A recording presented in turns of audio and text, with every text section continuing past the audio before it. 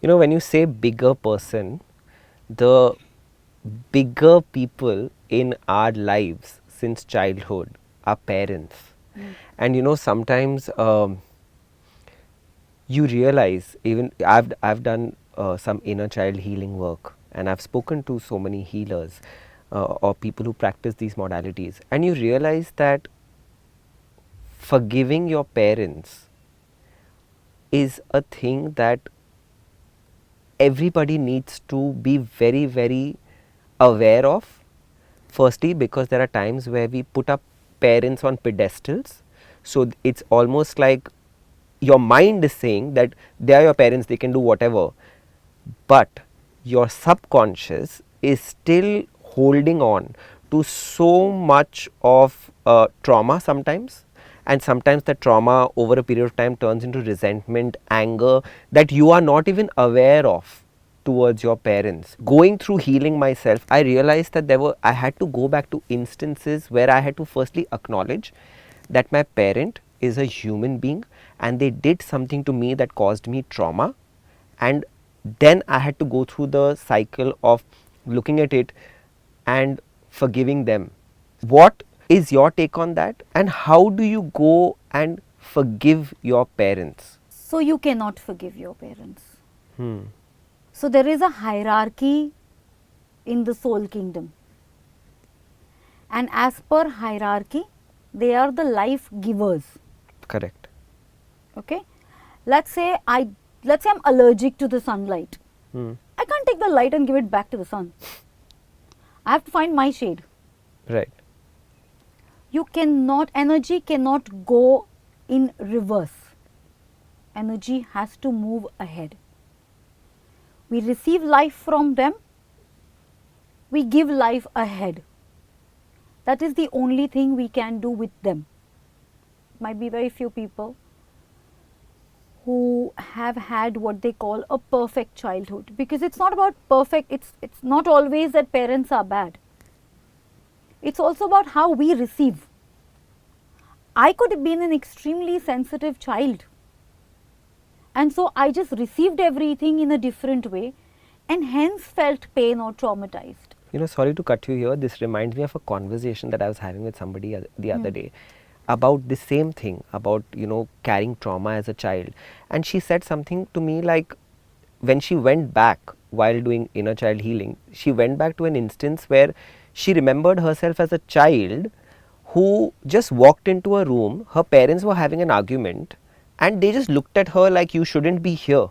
And just that moment, she's captured like a photograph in her head, and she always feels like the outsider. So it's not like the parents are wrong or the parents are bad, but like you said, we receive it like that in that moment. Correct. Imagine if she's trying to forgive them. At a soul plane, is that forgiveness needed? No, because the parents don't have a clue to what she's referring to. Correct. So rather than interfering, intermingling, intertwining, entangling ourselves, again go back to, I leave your actions and the consequences of it with you, I step out. But where parents are concerned, we have the capability to be the upgraded version. We are here to upgrade.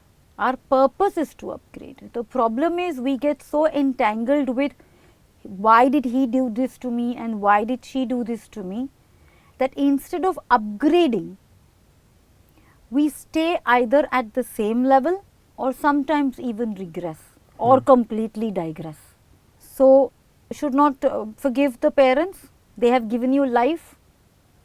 Take all of that and make your own. Reminds me of a client. Her mother drank while she was pregnant up until the girl was 19. The mother, in her drunken state, has sat on the ledge with a 5-year-old with a bottle of wine beside her. That girl has gone through trauma, means like fear, like some serious amount of fear. If I have to work on just the amount of trauma she's gone through with her mother, we will waste a lot of this girl's life. I would rather just disentangle from this and say, let's get going to where we are meant to go. Don't you have to heal that part that was traumatized as a child because of this memory? Because this sitting on this is can be very, very traumatizing. Now, depends on whether you're healing with the mind or with the soul. So, the mind needs reason, the mind needs logic, the mind needs, you did this, how can I forgive you? The mind is the narrator. Soul has no narrative. Right. Soul is here to experience. So, it's a very thin line you have to understand how much to heal and at what point to disentangle. So, for example, if somebody is in an abusive marriage and let's say the victim is my client and she comes to me and we try healing her marriage and we try doing all that, but I am working with one person only. I am working with the victim, not with the abuser. How much will I keep healing because she is going home and getting abused again? Right. So, at one point you say cut losses, disengage, disentangle, move on. Yes, we have to address the trauma. Yes, we have to address the pain, but keep in check whether your ego has now taken on to that narrative and made it its own identity. As the victim. As the victim. So, victimhood is heroic. There is a lot of glory in pain. In fact, if you look at the old movies, the black and white movies, there is heroism in victimhood, in how much pain, the whole Mother India, what is the enduring pain? Yeah. So, the ego, again, DNA memory. DNA memory not necessarily just from the lineage, DNA memory as a whole. Okay? We have associated a certain power in victimhood. Control.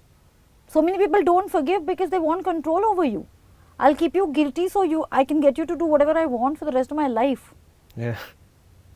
So one has to know how much to heal and when it is now becoming a narrative which the person has started to use in a dysfunctional way.